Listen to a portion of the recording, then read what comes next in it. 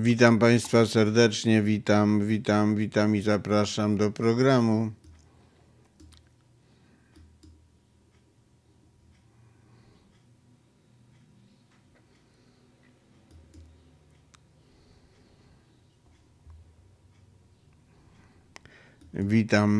Witam Państwa, witam serdecznie,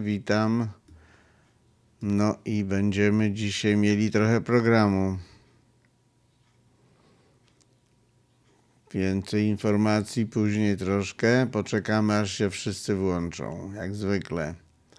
Witam Państwa, witam z Lublina, witam. No, proszę Państwa, zaczyna się tutaj u nas, śmieszne rzeczy się dzieją. Jeszcze chwilkę, poczekajmy, niech się włączą wszyscy. Kto się ma włączyć, niech się włączy.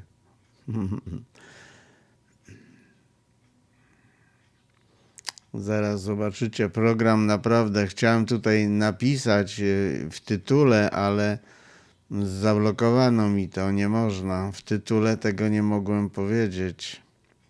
Same sukcesy tutaj Ameryki. Wiecie Państwo, zobaczycie, dzisiaj program będzie fajny.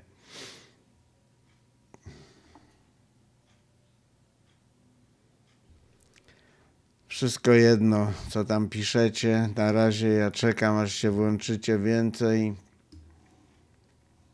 i będziemy rozmawiać dalej, co się dzieje. W każdym bądź razie sytuacja jest tutaj bardzo ciekawa. Wiecie Państwo, ja tutaj patrzę, co piszecie, ale już przestanę zwracać uwagę na to, bo trzeba się zająć programem. Już Was jest parę osób. Zacznę program już w tej chwili, bo dzieje się, naprawdę się dzieje.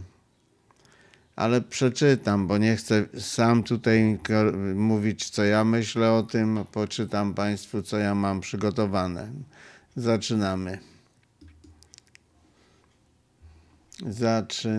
Momencik. Zestrzelono wiele amerykańskich samolotów. Tych wiadomości też nie będzie nigdzie. Irańska obrona powietrzna wraca do akcji przeciwko Izraelowi i USA. Konflikt na Bliskim Wschodzie nadal eskaluje, a Iran twierdzi, że zaatakował rakietami i dronami wiele celów amerykańskich i izraelskich. Podpułkownik Ibrahim Zolfagar z irańskiej kwatery głównej Hatam al-Anbiya ostrzegł, że przyszłe ataki będą silniejsze, szersze i bardziej bolesne, twierdząc, że przechwycono kilka zaawansowanych samolotów i dronów wroga, choć przedstawiciele USA zaprzeczają jakimkolwiek stratom. No to oni będą tu trzymać w napięciu ludzi, Amerykanie nie będą chcieli ujawnić, co się dzieje naprawdę, ale to wyjdzie. Tymczasem Izrael i USA przeprowadziły ataki odwetowe, celując w irańskie obiekty, marynarki wojennej i drony. Drodzy Państwo, jest tak zakłamane teraz to środowisko tutaj amerykańsko-medialne, które chce, żeby świat mówił tylko to, co Amerykanie chcą. A ja wszystkie informacje nie mam ze strony amerykańskiej. Wszystkie informacje mam nie od Amerykanów. Wojna irańsko-amerykańska. Izrael ogłasza niebezpieczną nową fazę. Izrael bombarduje Teheran i Liban. Iran, USA, Izrael wkroczyły w 7. dzień konfliktu w Azji Zachodniej. A IDF, czyli ta irańska armia, przeprowadziła w piątek rano szeroką falę nalotów na Teheran, a w stolicy odnotowano potężne eksplozje, które wstrząsnęły dzielnicami mieszkalnymi. Eksplozje słyszano również w pobliżu Karmanesz, regionu, w którym prawdopodobnie znajduje się kilka irańskich baz rakietowych. Tymczasem Stany Zjednoczone zaatakowały irański lotniskowiec dronowy, taki mniejszy lotniskowiec, a to są te dronów tych Shahed, podpalając go na morzu. Amerykańskie bombowce w Stelach B-2 zrzuciły również dziesiątki bomb bunkrowych o masie 900 kg na głęboko zakopane wyrzutnie pocisków balistycznych. Siły amerykańskie zaatakowały również obiekt określany jako irański odpowiednik Centrum Dowodzenia Kosmicznego. W odpowiedzi Iran przeprowadził ataki rakietowe z dronami na Kuwejt, Katar, Arabię Saudyjską i Bahrain. No to tak wygląda wojna w tej chwili. Coraz bliżej ta wojna, coraz gorsza, coraz brutalniejsza.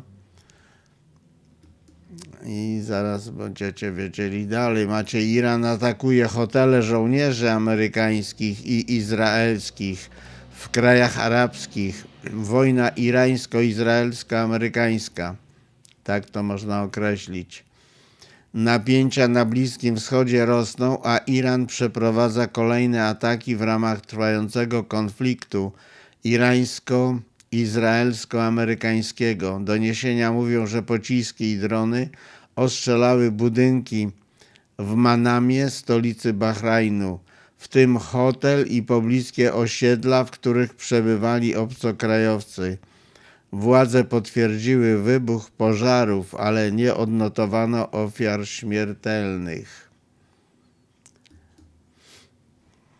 Powiem tutaj od siebie Państwu, że wczoraj tutaj niby kongres przegłosował, 100 kongresmenów zdecydowało, żeby Trumpowi zabronić prowadzenia wojny w Iranie, ale to się to się wszystko okazało, że Ameryka nie rządzi. Tutaj ktoś inny decyduje. Oni sobie mogą głosować i robić, co im się żywnie podoba. Tak jak Trump powiedział, bo ja to powiedział jakiś czas temu, ja to pamiętam, jak Trump powiedział oficjalnie, że jego nie może odwołać nikt ze stanowiska, nawet sam Bóg. Tak powiedział, że nawet jego Bóg nie może odwołać ze stanowiska. I czy to jest prawda? No, z tego widzę, że Bóg się chyba nie stara go odwołać, ale nikt inny nie może. Kto tu rządzi? Boże, ludzie kochani, kto rządzi Polską, kto rządzi Ameryką? Wszyscy my wiemy, ale mówić nie można głośno, bo pospadają nam czapki z głowy. Słuchajcie, na żywo. Indie mogą ponownie kupować rosyjską ropę po zmianie decyzji USA. No czy to jest normalne, to co wyprawia Ameryka, że Ameryka kontroluje cały świat, kto co może, kto może kupować, kto nie może, jakie sankcje, jakie cła. No po prostu to się musi zmienić, ludzie, to musi się świat przeciwstawić temu terroryzmowi na świecie, jakoś to opanować, a nie tu decyzje USA. W związku z kryzysem wojennym w Azji Zachodniej Indie otrzymały 30-dniowe, wielkie mecyje, 30-dniowe zwolnienie z sankcji od Stanów Zjednoczonych, co pozwala indyjskim rafineriom na zakup rosyjskiej ropy naftowej. Jakie pozwolenie? Ale wiecie, kto to pozwolenie wydaje? Słuchajcie, ten oszust Beset, Scott Bessent, słuchajcie, idiota kompletny, Departament Skarbu USA, to on jest tam, twierdzi, że licencja zezwala na transakcje z udziałem rosyjskiej ropy. Ten cały Bessent, oszust, kurczę, skorumpowany typ, niesamowicie. No ale przejdźmy do tego tekstu, bo ja się tu rozgadam. Do ropy, która została już załadowana na statki do 5 marca i będzie ważna do 3 kwietnia, niby. Decyzja ta została podjęta w obliczu szybko narastającego kryzysu w Azji Zachodniej. blokada cieśniny Ormus przez Iran, a kluczowy punkt przeładunku dla około 20% światowych dostaw ropy, zakłóca rynki energetyczne. Spowodowało to wzrost cen ropy. Waszyngton określił Indię mianem niezbędnego partnera i stwierdził, że tymczasowe środki mają na celu utrzymanie napływu ropy na rynki światowe w czasie narastania napięć z Iranem. Pomimo rosnących globalnych cen ropy, źródła podają, że nie ma natychmiastowych planów podwyżki cen benzyny i oleju napędowego w Indiach. No popatrzcie się Państwo, ja nie mogę po prostu takie wiadomości. No jak Boże, co się stało? Ameryka pozwoliła 30 dni, żeby Indie kupowały ropę. To po prostu jest, jak ten świat jest zbudowany, Boże. 30 z wielką łaską, 30 dni. No ludzie kochani, tą Amerykę to ja nie wiem. Nie chcę się tu wyrażać, co ja myślę, bo to, co ja myślę, to szok.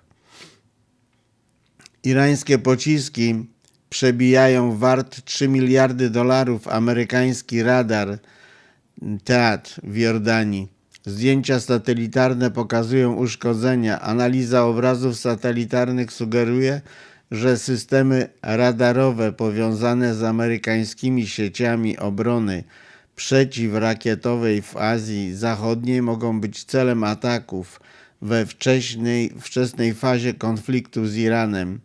Zdjęcia pokazują też możliwe uszkodzenia kilku obiektów wojskowych, w tym bazy lotniczej Muwafaq Salti w Jordanii, gdzie rozmieszczono radar obrony przeciwrakietowej THAAD.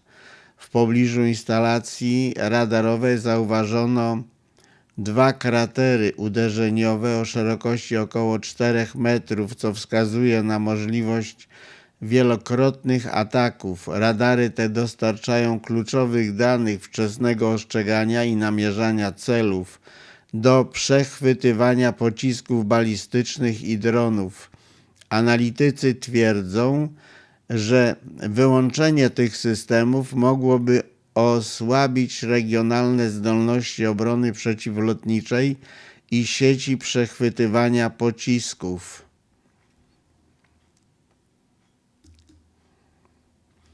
Czy państwa arabskie wycofają miliardy dolarów z inwestycji na rynkach amerykańskich, aby pomścić wojnę z Iranem?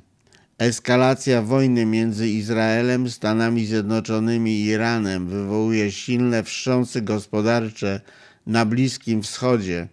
Według raportu Financial Times państwa Zatoki Perskiej weryfikują miliardy dolarów inwestycji zagranicznych, ponieważ rosnące koszty bezpieczeństwa, zakłócenia w dostawach energii, niestabilność regionalna zagrażają nadwyrężeniem budżetu narodowego. Urzędnicy twierdzą, że rządy kluczowych gospodarek Zatoki Perskiej, w tym Arabii Saudyjskiej, Zjednoczonych Emiratów Arabskich, Kuwejtu i Kataru, oceniają zobowiązania finansowe i rozważają powołanie się na klauzulę siły wyższej w umowach.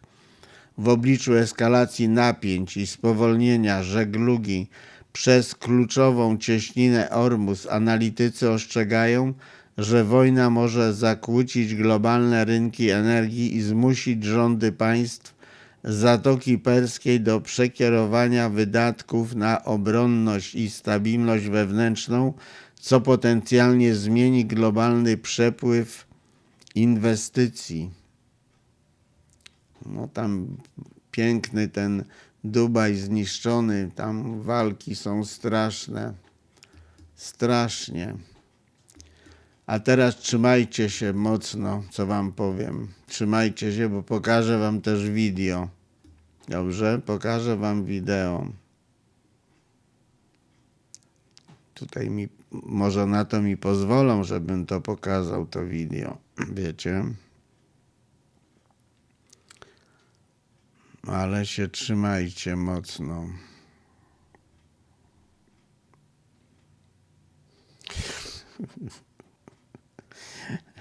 Jest kochany. Trzymajcie się mocno. Zobaczcie, Biały Dom. Stany Zjednoczone w obliczu porażki w Iranie. Trump prosi Boga o pomoc.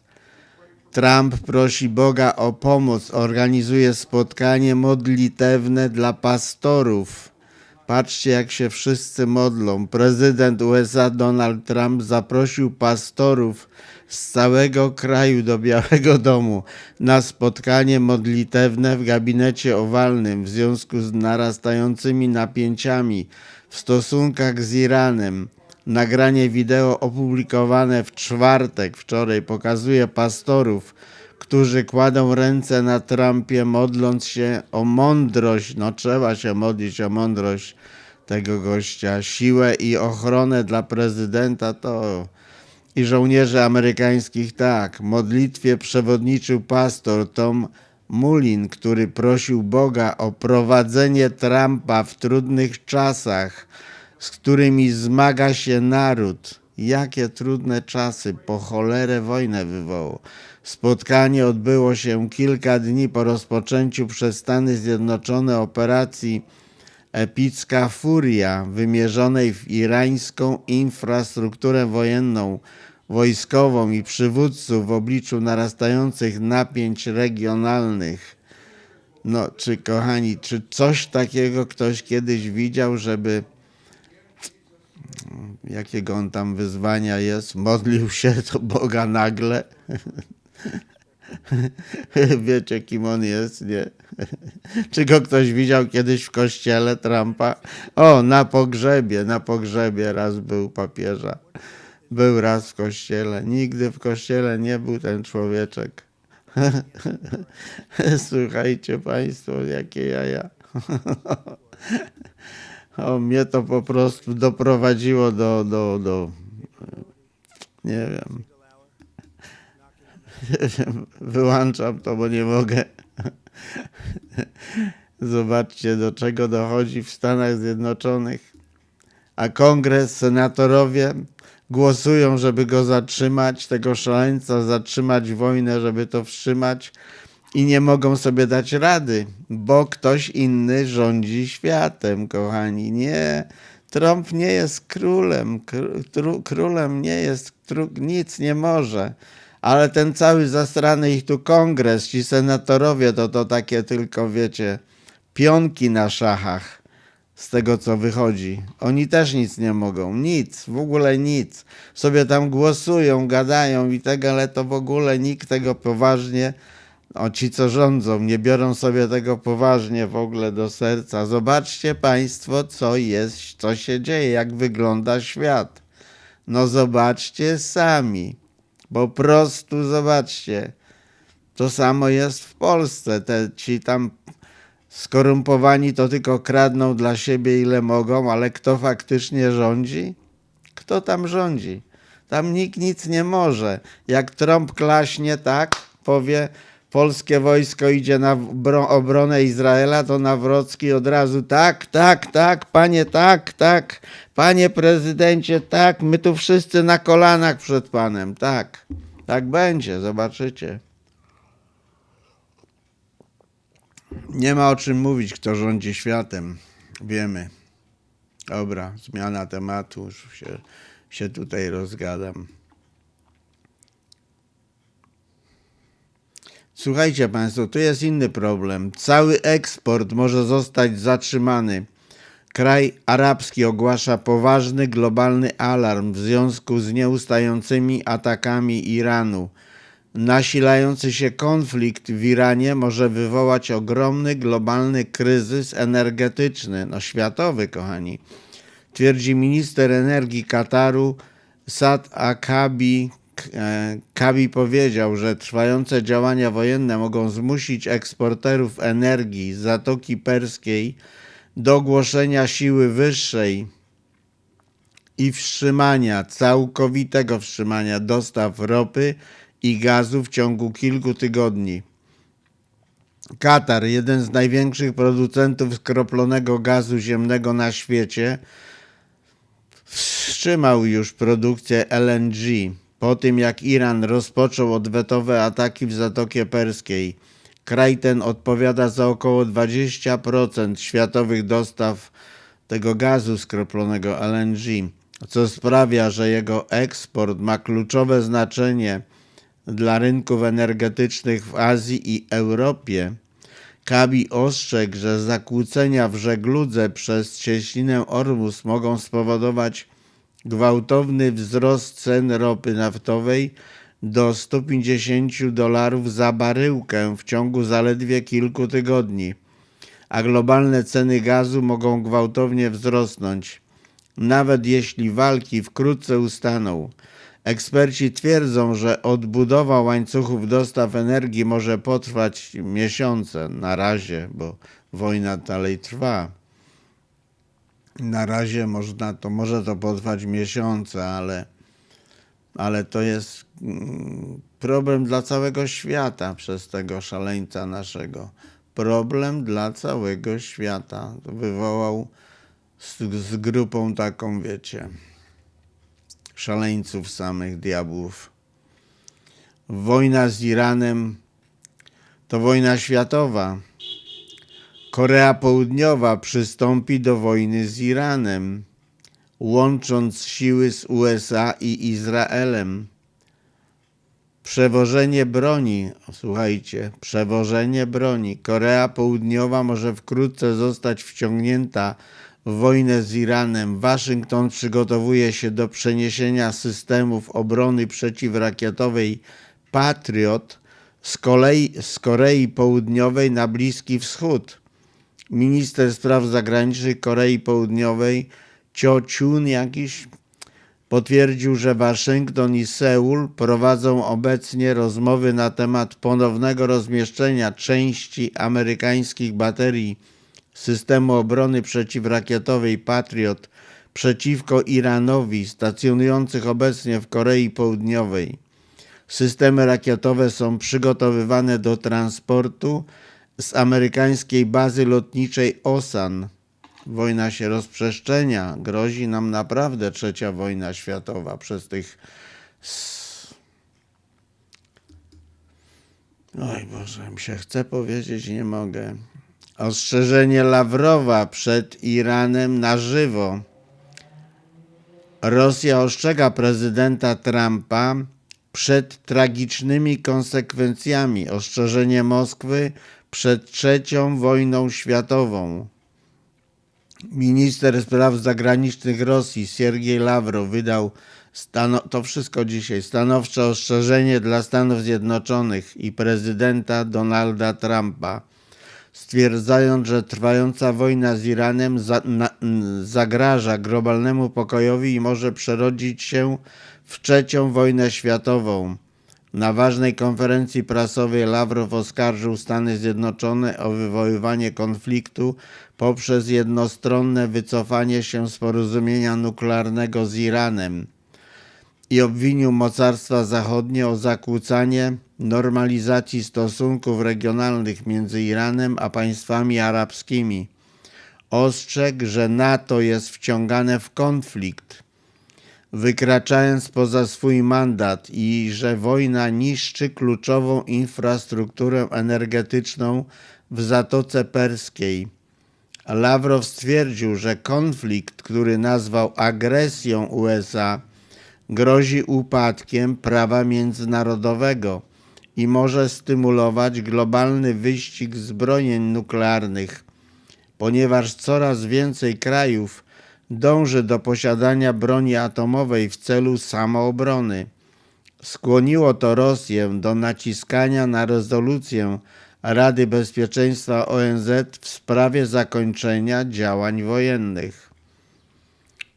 To nic nie pomoże, to nawoływanie, a wojna będzie trwała. Tutaj chodzi o więcej niż tam Iran i Wenezuelę, czy tam, wiecie.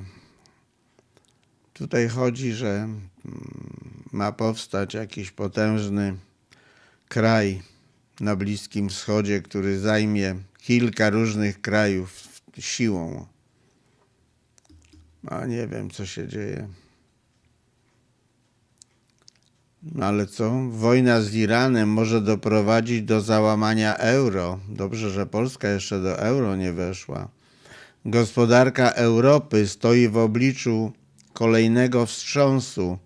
Gospodarka Europy może stanąć w obliczu poważnego wstrząsu, jeśli wojna z Iranem się przedłuży.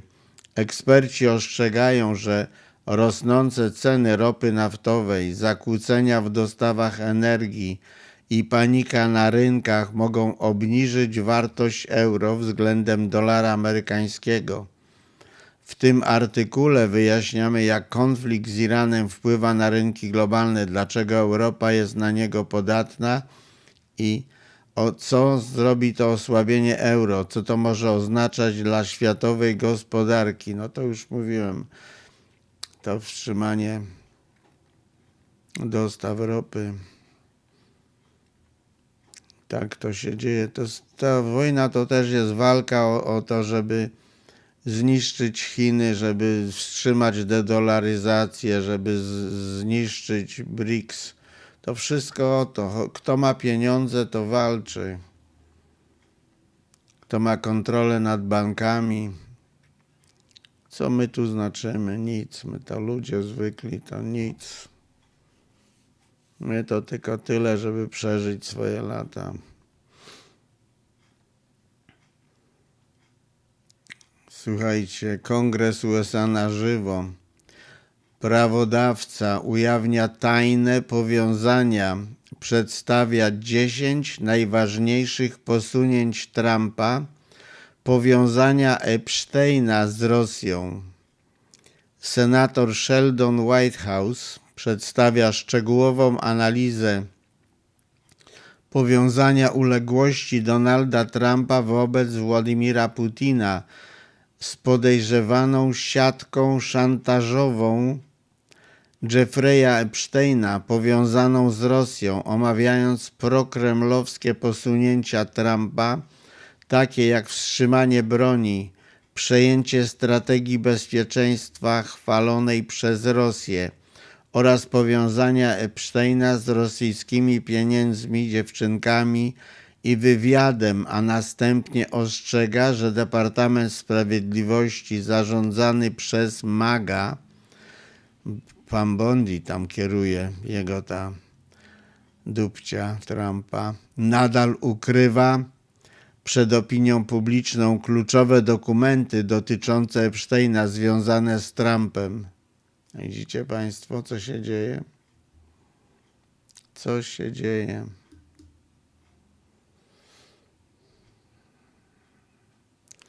I zobaczcie, co oni sobie tutaj myślą. Amerykanie myślą ciągle tutaj, cały ten kongres, senat, że oni coś tu mają do powiedzenia. No i patrzcie, Senat USA na żywo. Prawodawca bije na alarm w sprawie niekontrolowanych uprawnień wojennych Trumpa i apeluje do Kongresu o ograniczenie go. No i co? Demokratyczny senator Raphael Warnock wygłasza ostre przemówienie w Senacie, krytykując Donalda Trumpa, że za eskalację konfliktu z Iranem. Warnock ostrzega, że prezydent wymknął się spod kontroli. Wymknął się im spod kontroli prezydent. O Jezu kochany. I wzywa Kongres do wprowadzenia barier dla prezydenckich uprawnień wojennych.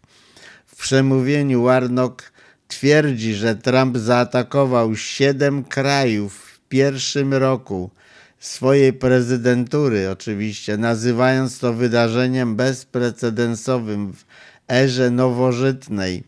Senator argumentuje, ale tu przerwę, 7 wojen na rozkaz kogo? Bibi. Wszystkie wojny, które Ameryka zaczęła i prowadziła, to wszystko było na rozkaz Bibi. Oj Boże. Senator argumentuje, że Kongres musi podjąć działania, aby zapobiec niekontrolowanym działaniom militarnym i położyć kres temu, co nazywa się szaleństwo.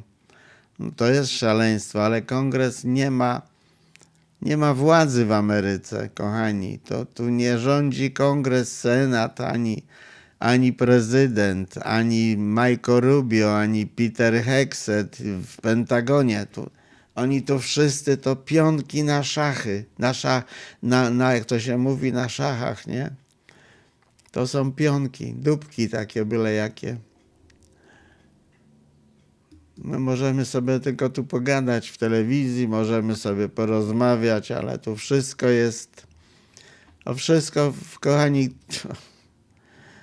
to wychodzi na jaw. Po prostu wychodzi. To wychodzi przez palce, ale wychodzi. Nowy dowód na to, że USA przegrywają wojnę z Iranem.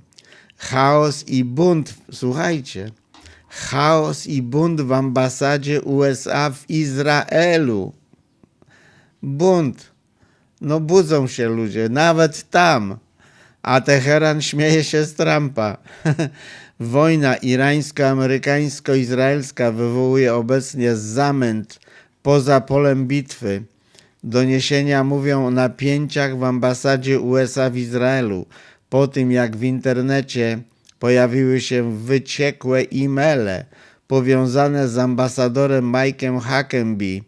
Personel podobno został ostrzeżony przed wydarzeniem, ale sama notatka zastępcy ambasadora Davida Brownsteina ostrzegająca przed przeciekami również została ujawniona. Kryzys nastąpił w momencie, gdy Iran nasilił ataki rakietowe i dronowe w ramach operacji True Promise 4 wymierzone w Izrael i bazy amerykańskie na Bliskim Wschodzie. Konflikt okazał się również kosztowny dla Waszyngtonu, z doniesieniami o stratach militarnych sięgających prawie $2 miliardów, w tym uszkodzonych systemach radarowych w Katarze i straconych wiele samolotów F-15 w Kuwejcie. Amerykanie nie mówią, ile samolotów strącono. To jest tajemnica. Medialnie tutaj można tylko niektóre rzeczy mówić, ale jak ja się dowiem, to ja wszystko powiem. Coś niesamowitego. Lokalizacja amerykańskich wojsk. Putin podejmuje ruch w ramach tajnej wojny.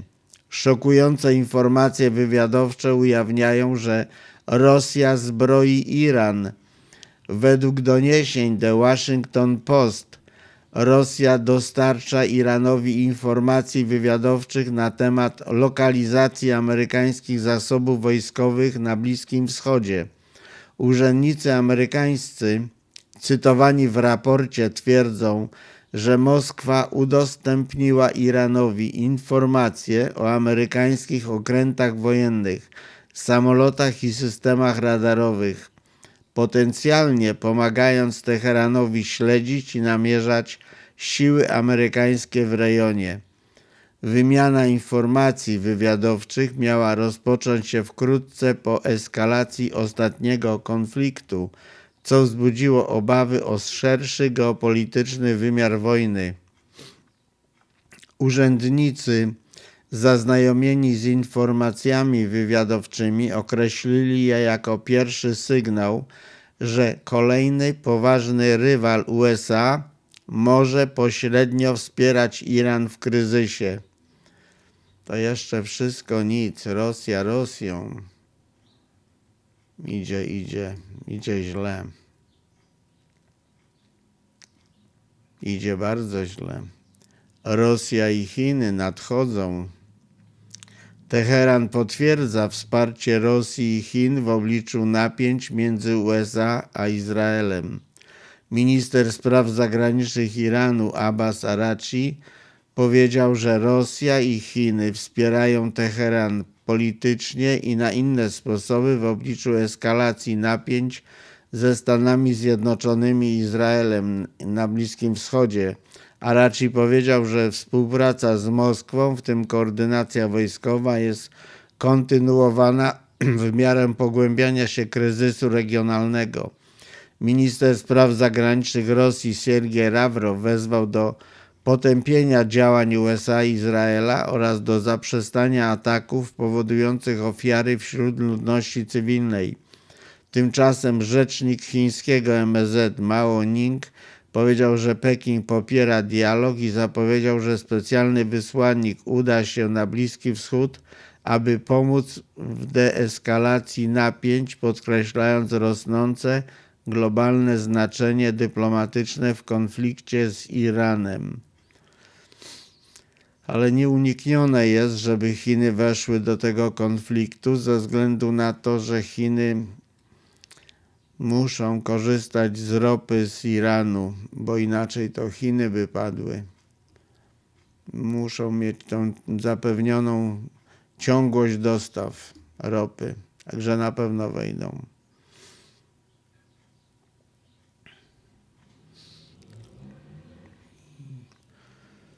Iran zapowiada niespotykane dotąd pociski po uderzeniu w Tel Awiw. Izrael i USA panikują. Wojna zawodzi. No, według mnie Ameryka przegrywa definitywnie. Irański Korpus Strażników Rewolucji Islamskiej ostrzegł Izrael, że ostatnie ataki rakietowe to dopiero początek szerszej kampanii.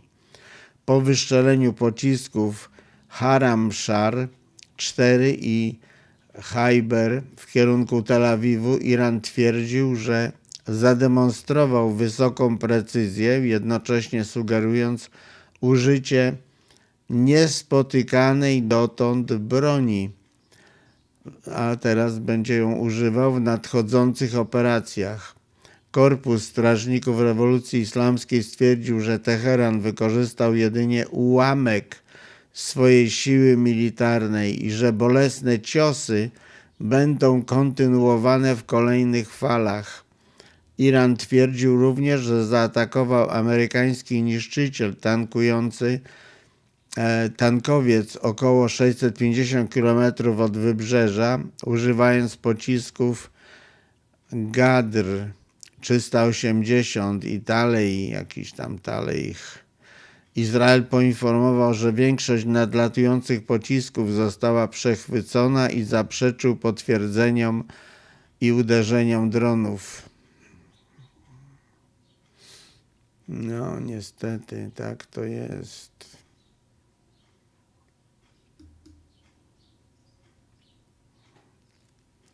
A wiecie co, tutaj mam, przeczytam Państwu, ale to co tutaj jest, to według mnie to jest tylko zwykła propaganda. Bo posłuchajcie, Trump ostrzega irańską armię, mówi tak: poddajcie się albo czeka was śmierć. Donald Trump wydał to w czwartek, 5 marca, to ostrzeżenie dla irańskiego reżimu, wzywając irańską Gwardię Rewolucyjną do złożenia broni. Ja już mogę powiedzieć, że dzisiaj to nie ma o tym w ogóle mowy. O żadnej złożeniu broni nie będzie. Ale przeczytam, co oni tu pisali. Prezydent USA zaoferował całkowity immunitet tym, którzy się poddają, dodając, że w przypadku odmowy grozi im absolutnie gwarantowana śmierć. No nie tak.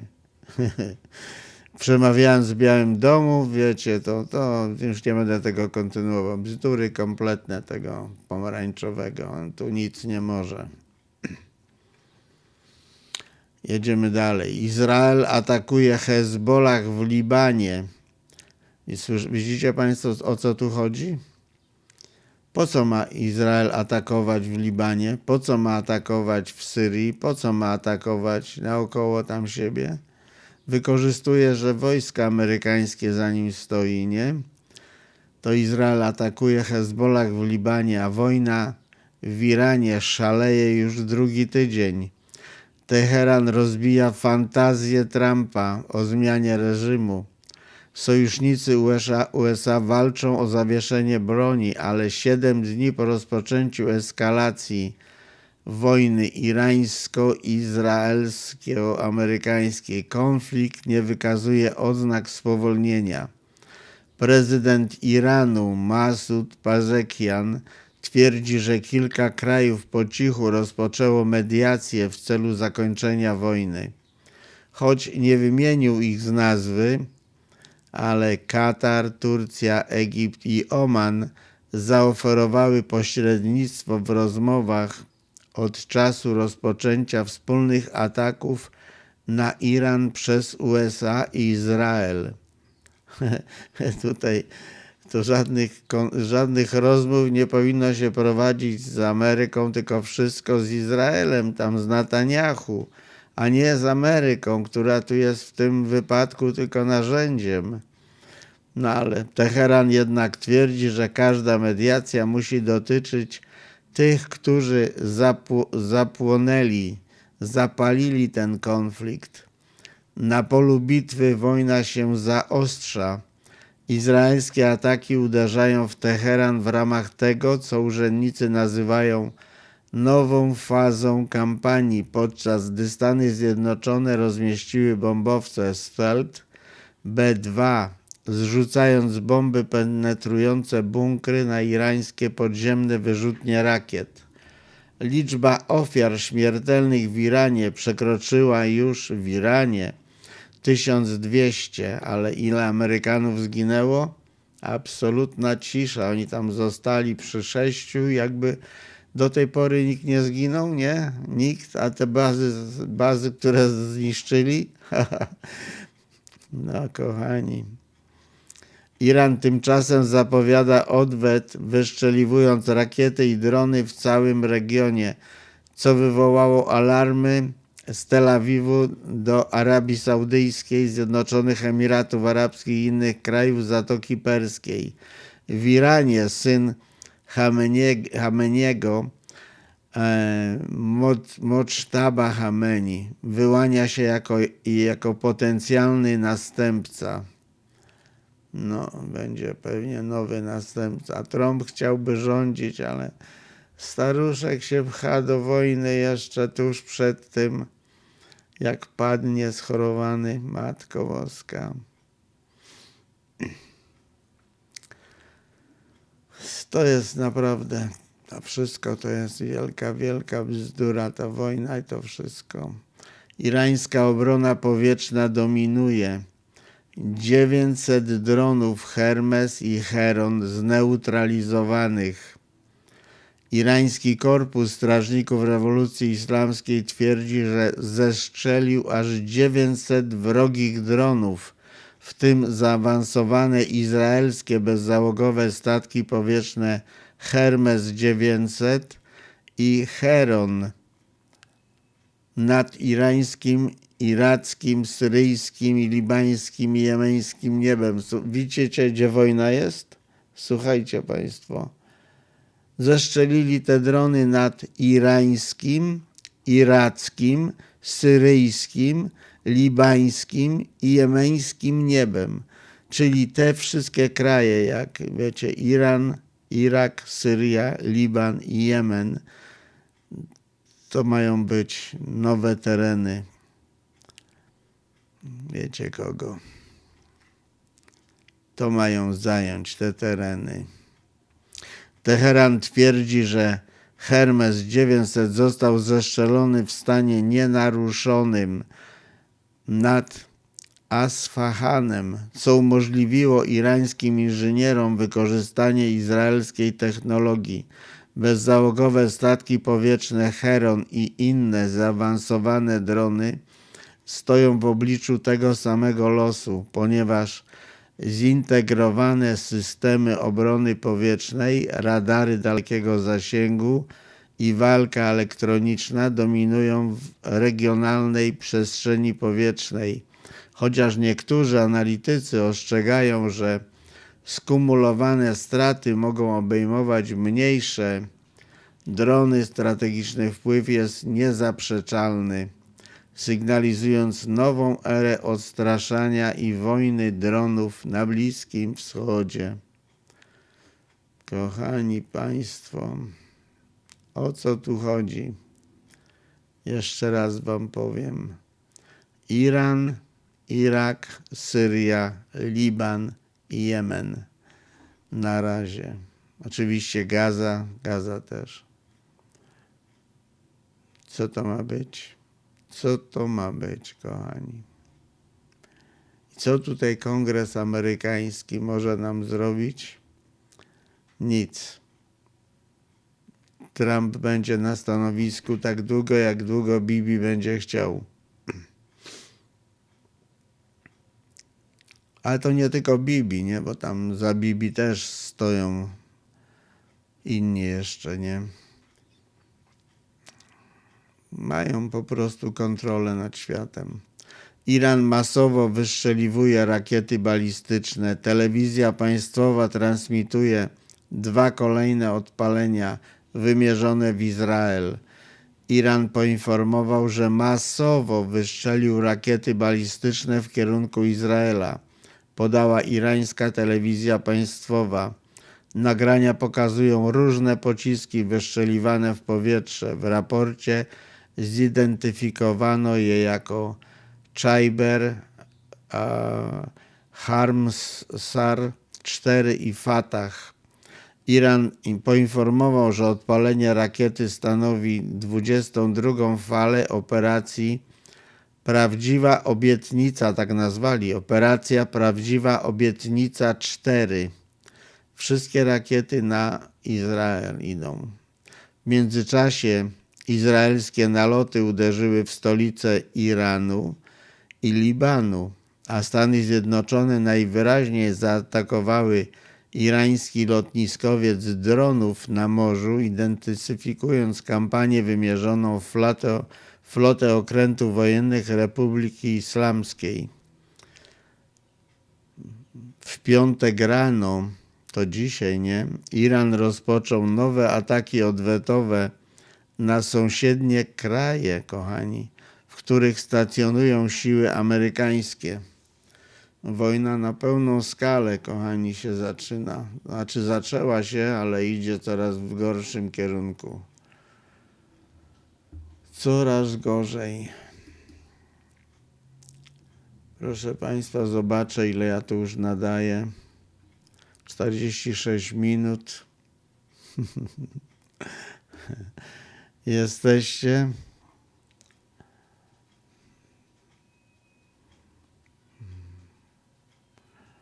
Nie wiem, dzisiaj takie wiadomości miałem, takie może nieprzychylne nikomu właściwie. No, chciałem powiedzieć Państwu prawdę. Sami widzicie, co się dzieje.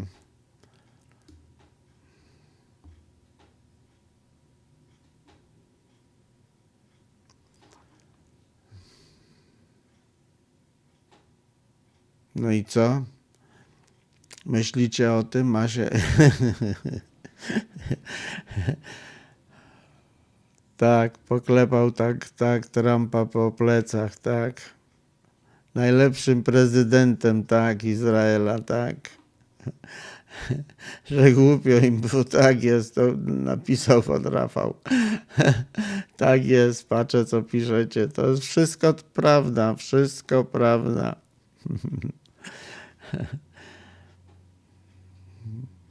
Popatrzyłem chwilę, co piszecie jeszcze. Teraz wiecie, co zrobię? Teraz jeszcze przejdę do informacji. Może coś jeszcze znajdę na żywo, to Państwu powiem, dobrze? Także tutaj już skończyłem w sumie, ale teraz przejdziemy do sytuacji, co się dzieje teraz na żywo. Przechodzę do wiadomości z całego świata. Nie amerykańskie, bo amerykańskie, tu nie ma żadnych amerykańskich wiadomości. Jak tu będę patrzył na amerykańskie, to nie ma amerykańskich. Co tutaj jest? Wielkie nic.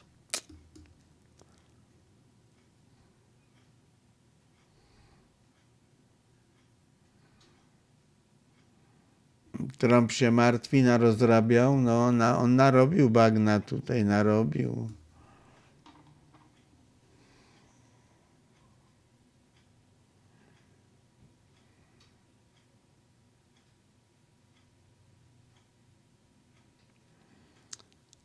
No, powiem Państwu, co się dzieje, bo widzę minę Trumpa niewesołą, a z kolei Netanyahu zadowolony, śmieje się tylko.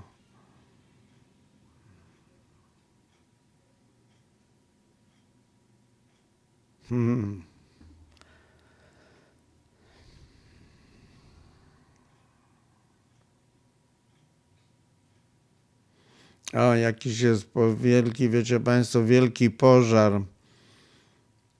jakichś magazynów w Miami. Teraz potężny, ale to potężny pożar. Oglądam na żywo materiały. Potężny pożar w Miami. Może zobaczę, co to jest. Może przeczytam, bo to jakieś magazyny się palą. Jest przerwana wiadomość, tak. O matko jedyna. Niesamowity pożar. Ja bym to mógł pokazać Państwu. Czekajcie, może ja to pokażę. Ja to mogę pokazać.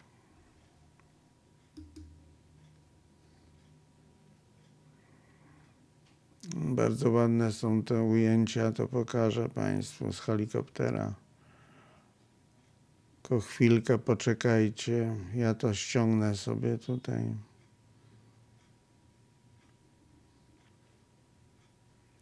Ale to jest naprawdę ogromny pożar, także warto, żebyście zobaczyli.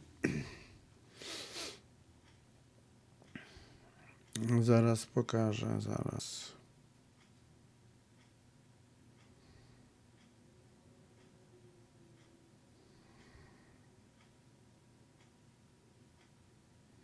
Okej, już mam go, momencik.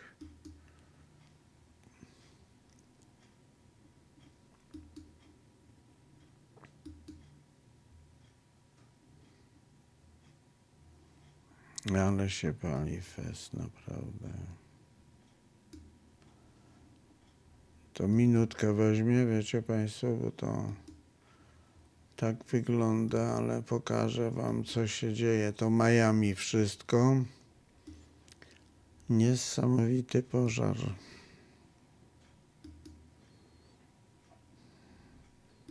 Trochę zmienię temat, nie? Bo to wiecie. Dosyć tej wojny. Można się tutaj pochlastać, jak to się mówi.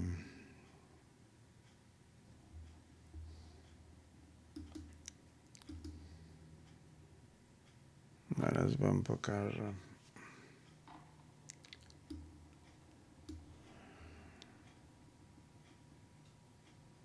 Nie ma się co spieszyć, zobaczymy, moment.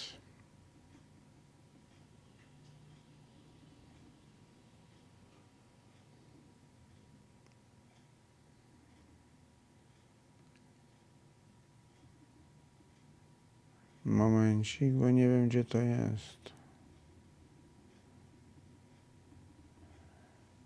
Mam, okej, mam już.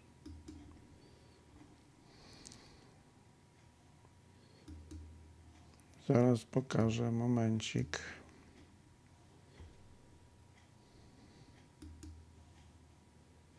NBC6 breaking news now. We are following some breaking news right now out of Miami Gardens. And what you're looking at here is a warehouse fire. This is a 4-alarm fire that is happening. If we can pull up the address here, it is 2600 block and Northwest 47th Avenue. What we know is this is just south of the Turnpike. So you might be seeing the smoke if you're in and around the Turnpike near Miami Gardens, that black, thick smoke billowing there from this 4-alarm fire. So many units are trying to attack this fire from the scene.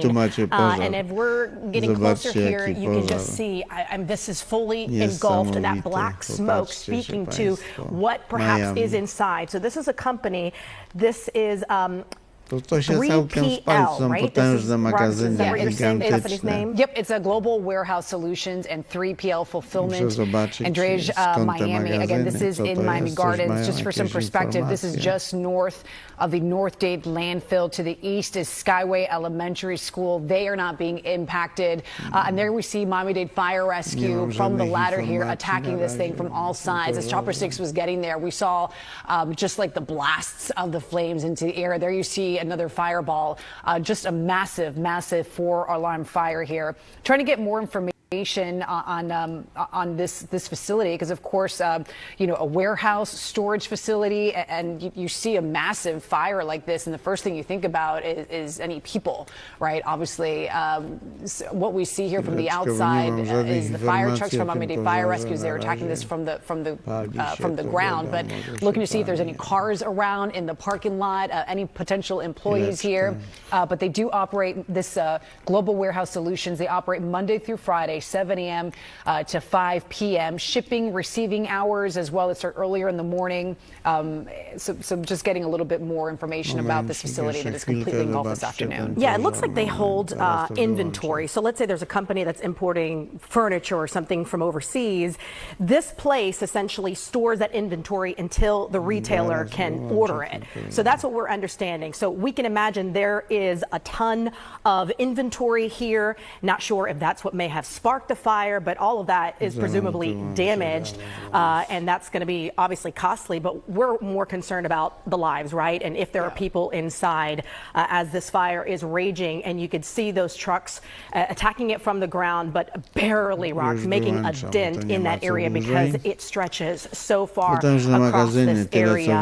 Apparently, they have a location in California, and so they're you know, nationwide, and we don't know. Dobra. Z helikoptera pokazują news na żywo, więc nie wiem dokładnie, co się tam takiego pali.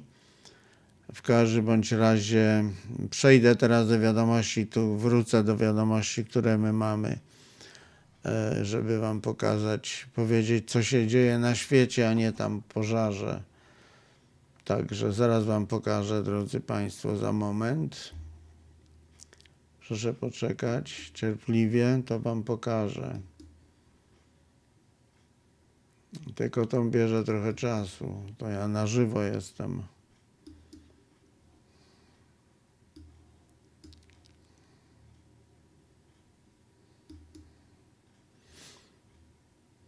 Proszę poczekać. Nie jest to proste, bo tutaj mam, wiecie jak to jest.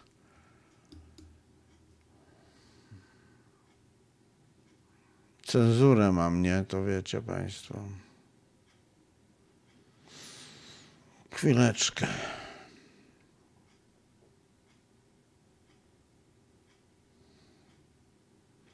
Technik już pracuje, zaraz, żeby mi tutaj umożliwić to.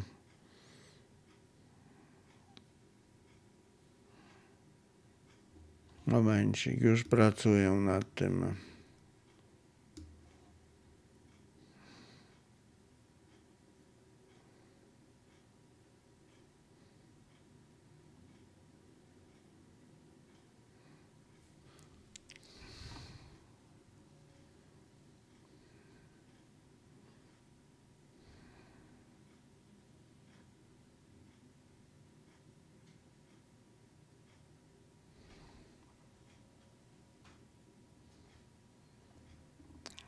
Zaraz wam powiem, co się dzieje.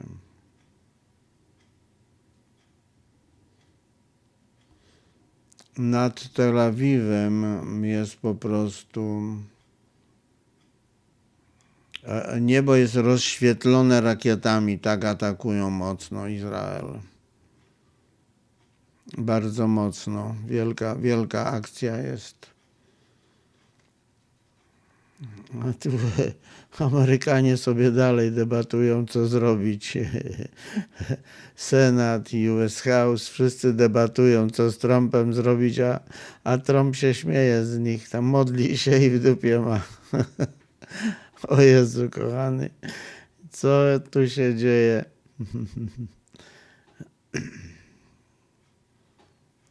Ten Hexet, wiecie, ten reporter telewizyjny rządzi Pentagonem, on tutaj ręce rozkłada, co tu robić, nie chce na siebie odpowiedzialności brać. Ojej, kochany.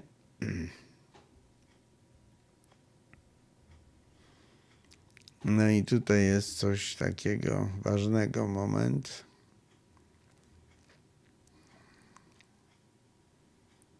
Tak, tu mogę powiedzieć Państwu, co się dzieje za sekundę. Jeszcze moment. No jest po prostu coraz większa wojna. Według mnie to jest Iran ma potężną siłę jednak. Ma rakiet całą masę i on po prostu, Trump się przeliczył razem z Netanyahu. Myśleli, że oni tylko tam 5 minut już będą.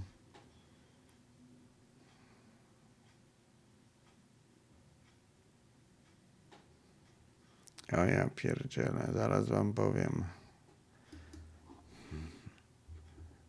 To będzie się działo. Czekajcie państwo.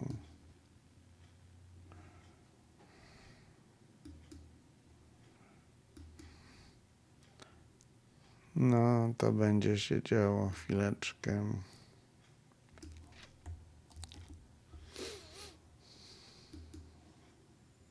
Już.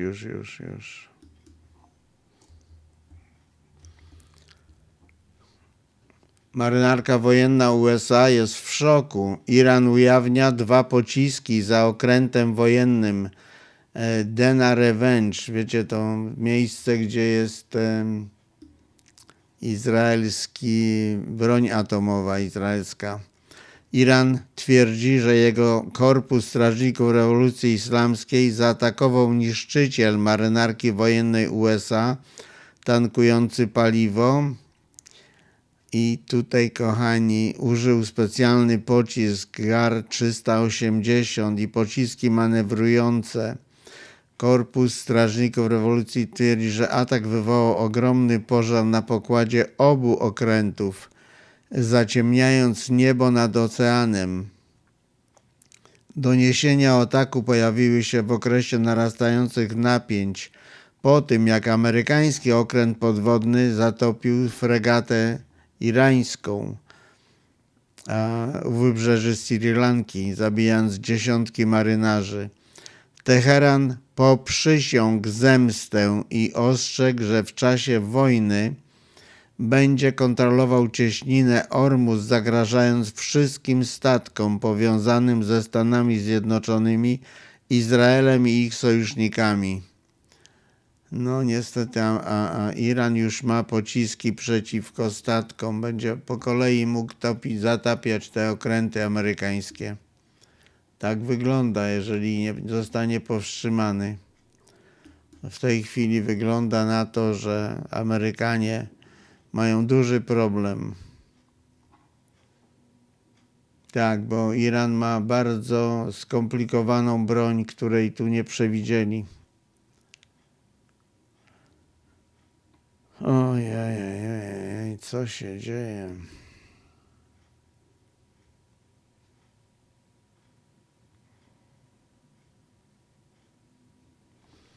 No ten koszt tej wojny to już przechodzi w biliony dolarów.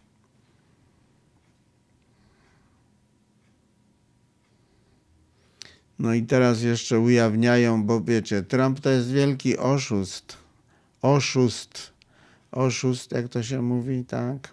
Oszust. I zaraz wam powiem, co ujawniono.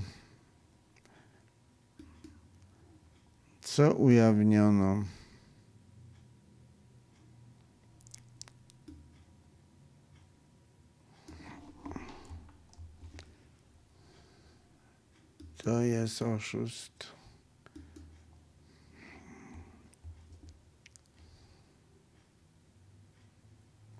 Nie tylko Trump, cała rodzina, zaraz wam powiem, Trumpa. Zaraz, moment.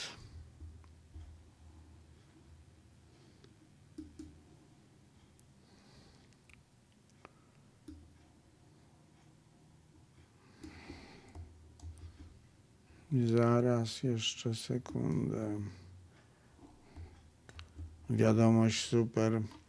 Izba Reprezentantów USA jest na żywo w tej chwili. Tam przemawia jeden z reprezentantów. Słuchajcie.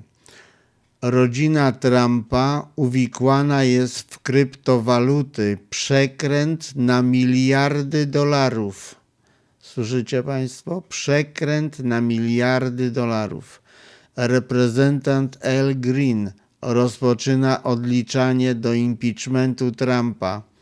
Reprezentant Al Green oskarża prezydenta Trumpa i jego rodzinę o przekształcenie prezydentury w gigantyczny przekręt kryptowalutowy, twierdząc, że pomogli w stworzeniu ogromnego systemu pump and dump, napompuj i potem zrzuć, zbudowanego wokół monet memowych z wizerunkiem Trumpa, takich jak Strump i Melania, dolar Melania. Ich wartość gwałtownie wzrosła z centów do ponad $13, a następnie spadła do zaledwie centa, podczas gdy drobni inwestorzy zostali z pustymi torbami. Powołując się na raporty finansowe, z których wynika, że rodzina Trumpów zarobiła już ponad $1 miliard zysku przed opodatkowaniem na kryptowalutach i przedsięwzięciach DeFi, mimo że te tokeny straciły 99% swojej wartości. Green twierdzi, że jest to szwindel samego kraju, samego rynku, pochodzący z najwyższego urzędu w kraju, gdzie nazwisko Trump jest wykorzystywane jako przynęta do podnoszenia cen, pozbywania się udziałów na szczycie i odchodzenia z miliardami, podczas gdy zwykli zwolennicy i detaliczni kupcy pokrywają wszystkie straty. No widzicie Państwo, do czego dochodzi? Ale ja mówiłem, ta Rada Pokoju przecież to jest też szwindel, to jest też oszustwo potężne na świecie, potężne oszustwo. Miliardy dolarów chciał wyciągnąć od ludzi, miliardy oszustw. Pomarańczowy, miliardy chciał wyciągnąć. No, tu na kryptowalutach to już wyszło. Przekręt na miliardy dolarów, kochani. Mamy wiadomości, super. Dobrze jest. Dobrze jest, tylko tak dalej. Wychodzi wszystko. No, będą próbować mu zrobić impeachment, ale mówię wam, że może się Trump modli, ale to jemu chyba niepotrzebne. Bibi go trzyma.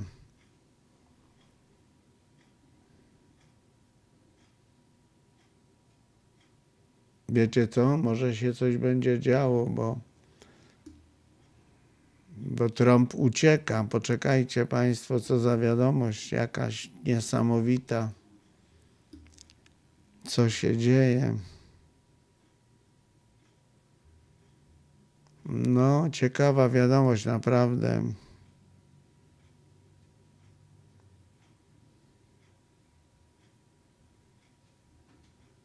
Oh my God, teraz wam przeczytam, Matko Boska, co się dzieje.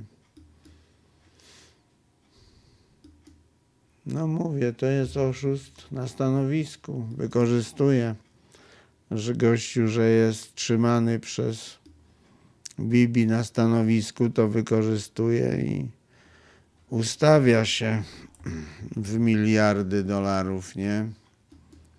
Ale co dziwnego wam powiem z ostatniej chwili, nie ma tego w żadnych wiadomościach chyba jeszcze. Coś się dzieje, bo ten samolot, taki Doomsday, ten samolot, który może latać w razie wybuchu bomby atomowej.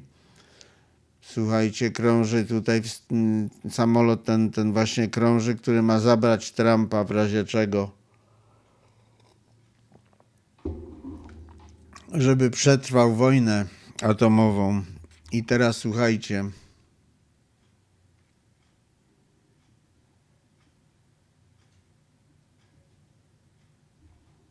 Posłuchajcie tego.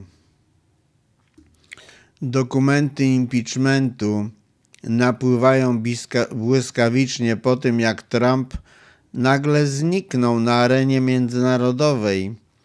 Co się dzieje teraz? Ustawodawcy w Waszyngtonie biją na alarm po tym, jak Donald Trump był wyraźnie nieobecny na kilku ważnych wydarzeniach międzynarodowych, w tym na kluczowych spotkaniach związanych z G20. Nieobecność wywołała ostrą krytykę zarówno ze strony przeciwników politycznych, jak i analityków politycznych i polityki zagranicznej, którzy twierdzą, że Stany Zjednoczone nie mogą sobie pozwolić na wycofanie się z globalnego przywództwa w tak krytycznym momencie. Podczas gdy inni światowi przywódcy zebrali się, aby negocjować umowy handlowe, bezpieczeństwa i gospodarcze, to było puste miejsce Trumpa. Stało się potężnym symbolem, który szybko trafił na pierwsze strony gazet na całym świecie. Kontrowersje zaostrzyły się jeszcze bardziej po tym, jak Trump wygłosił uwagi na temat zakazu udziału RPA w przyszłym szczycie G20, którego gospodarzem będą Stany Zjednoczone. Dyplomaci i obserwatorzy międzynarodowi nazwali to posunięcie bezprecedensowym, ostrzegając, że może ono zaszkodzić sojuszom, podważyć strukturę współpracy, na której opiera się G20.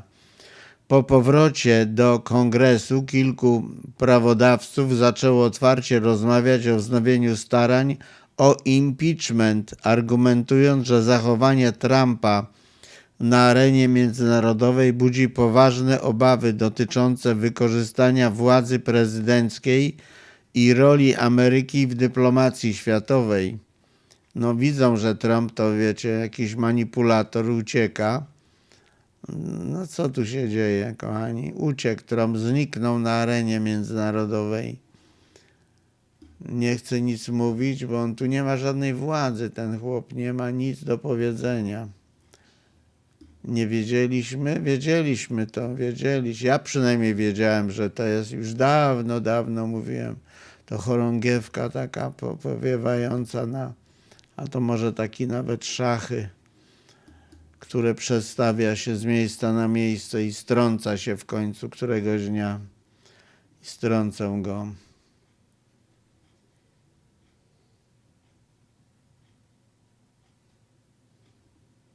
No ciekawa wiadomość, kochani, poczekajcie. Mam ciekawą wiadomość.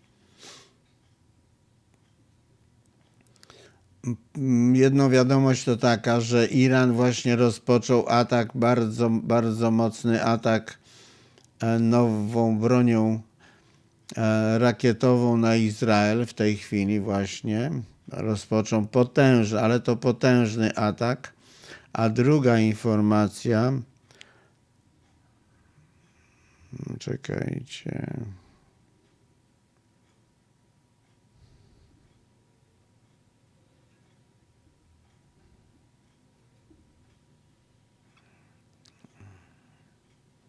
To jest niesamowita ta wiadomość, słuchajcie. Aż muszę to przeczytać. Nie wiem, czy to mogę potwierdzić, tą wiadomość.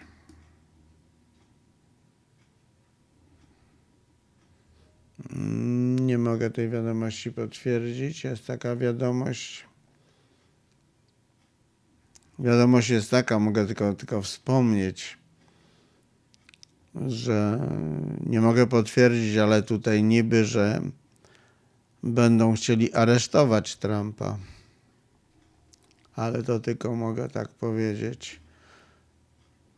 Za moment, jak będzie więcej informacji.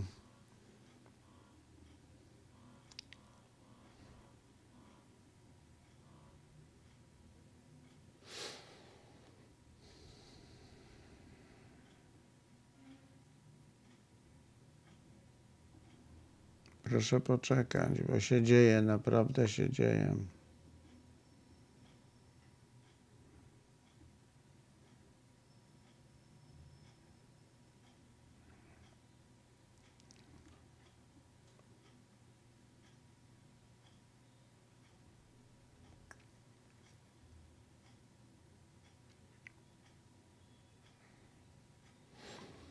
Nowe informacje dotyczące afery Epsteina wychodzą teraz. I tutaj jest informacja, która może zaszkodzić bardzo Trumpowi.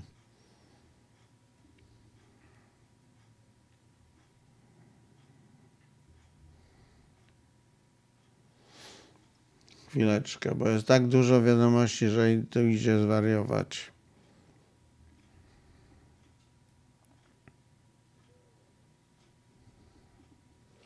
Wyszły nowe zdjęcia, wróćmy do afery Epsteina, wyszły nowe zdjęcia z posiadłości, która się nazywa Zorro Rancho, takie Jeffrey'a Epsteina. Nowe zdjęcia z tego rancho ujawniono. Szokujące zdjęcia. Co tam się działo, kochani? No to wyjdzie, to nie teraz, ale to wyjdzie. Ja mogę to udowodnić później, a jak dostanę te zdjęcia.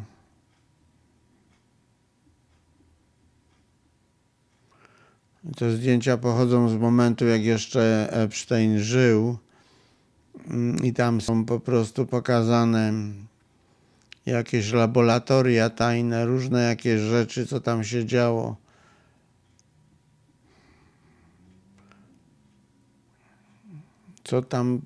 Czego tam dochodziło?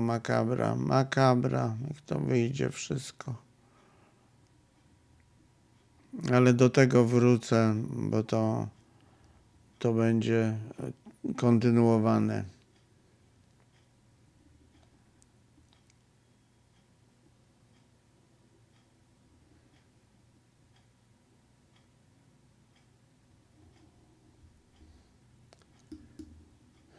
Coś tutaj mam, jakąś informację, momencik.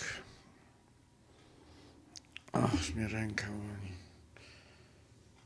No jest wojna, po prostu jest atak, duży atak znowu na Tel Awiw i na bazy, amerykańskie bazy. Wszystko płonie, wszystko się pali, ataki, straszna wojna jest. Nie można tu cholery pokazać, mi nie dadzą, ale ja mam te zdjęcia, czekajcie.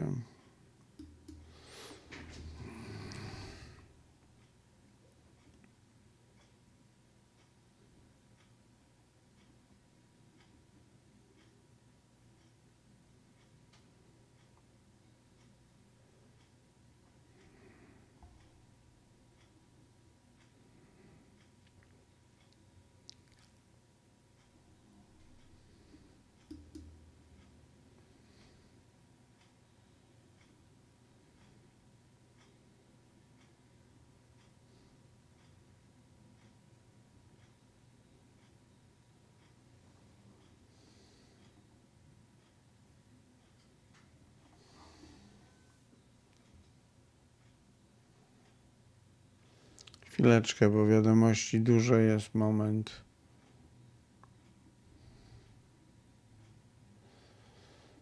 Okropne zniszczenia są wszędzie, gdzie ataki są tymi bombami. Okropne zniszczenia w Izraelu, okropne zniszczenia w Iranie, wszędzie.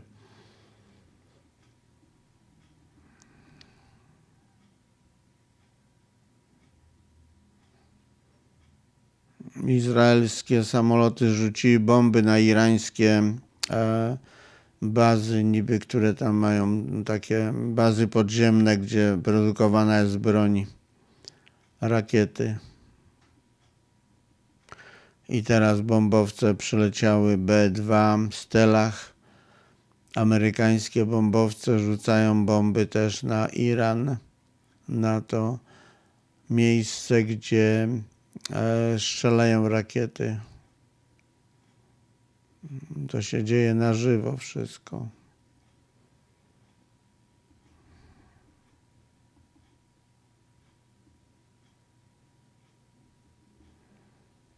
Izrael twierdzi, że to nie jest jeszcze koniec dla desperacji i walki z Iranem, że to dopiero początek.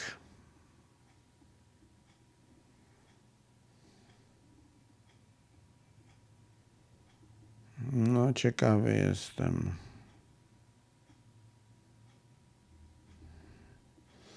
Wszędzie w Jordanii, wszędzie są, słuchajcie, ataki. Wojna się rozszerza coraz bardziej. Coraz bardziej, coraz gorzej.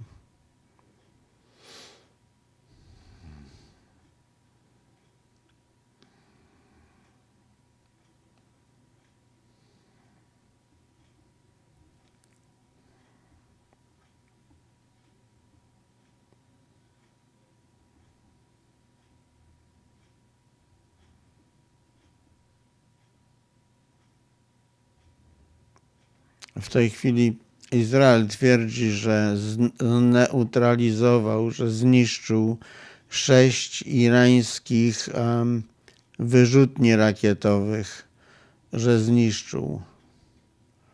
Zobaczymy.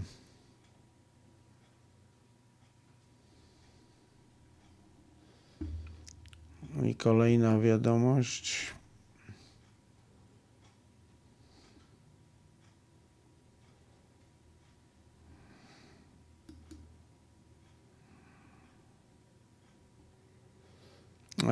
Teraz pod presją Departament Sprawiedliwości udostępnia nowe dokumenty z afery Epsteina.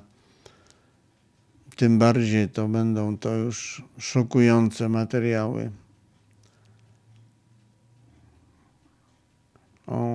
Zaraz wam to powiem, przeczytam tylko ten tekst. Powiem wam, co się dzieje. To wychodzi, to Trump chciał wojną przykryć, ale to się nie udało, niestety. Departament Sprawiedliwości opublikował kolejne dokumenty dotyczące Epsteina, w tym zarzuty wysunięte przez kobietę oskarżającą prezydenta Donalda Trumpa o molestowanie seksualne, którego dopuścił się wobec niej, gdy była nieletnia. Stało się to tydzień po tym, jak demokraci z Komisji Nadzoru Izby Reprezentantów rozpoczęli dochodzenie w sprawie przyczyn wstrzymania ujawnienia tych dokumentów. No to zacznie się. Po prostu tutaj chodzi nie tylko o molestowanie seksualne, tylko tu tak ładnie napisali. Tu chodzi w ogóle o atak Trumpa na tą dziewczynkę. To było dziecko. Miała, nie wiem, 13 albo 14 lat ta dziewczynka. Dziecko. Była bita, przywiązywana rajstopami do łóżka i bita przez samego szefa naszego. I brutalnie. Nie chcę tu się wyrażać, bo mnie jeszcze oskarży ktoś o coś. W dupie z tym. Dobra, drodzy Państwo, to tyle na razie. Nie będziemy tu przedłużać. Nie będę przedłużał tego tutaj dzisiejszego programu. Tu się wydarzyć się będzie mogło dużo rzeczy, ale jeżeli się wydarzy, to już jutro. Też mamy dzień, jutro będziemy dalej rozmawiać, co się dzieje na tym świecie. Naprawdę, wierzcie mi, że jest źle, bardzo źle. I mnie zastanawia, dlaczego nagle poderwano do startu ten samolot Doomsday, ten samolot, który lata, krąży teraz nad Stanami, który ma chronić Trumpa przed bombą atomową. Dlaczego tu? Nie wiadomo, o co chodzi, co się dzieje, nie wiadomo. Nagle poderwani samolot, który nie lata, tylko lata w momencie zagrożenia nuklearnego. Ale nikt tego nie mówi. Naprawdę tego w mediach nigdzie chyba nie znajdziecie. Może gdzieś, ale nie wiem. Może gdzieś. Ale lata. Niestety, ja wiem, lata ten samolot. Także wszystkiego dobrego, drodzy Państwo, na dzisiaj. Kto nie ma subskrypcji, zapraszam i widzimy się jutro. Dziękuję za uwagę, dziękuję, że byliście. Z całego serca trzymajcie się, bo sytuacja jest naprawdę, naprawdę groźna, napięta. Widzicie sami, co się dzieje i widzicie, kto nami rządzi. Tak żebyście wiedzieli dobrze, o co tu chodzi. Nie ma polskich władz, nie ma Polski w ogóle. Kraj jest pod zaborem. Bardzo mocnym zaborem kraj jest. Wykorzystywanych przez różnych zdrajców, cwaniaków, żeby się dorobić, nachapać, bo i tak wiedzą, że to wszystko na nic. Zobaczymy się jutro. Nie można wierzyć, kochani, w żadne media. Nie można, uważajcie, naprawdę kłamią na potęgę. Wszystkiego dobrego. Na razie.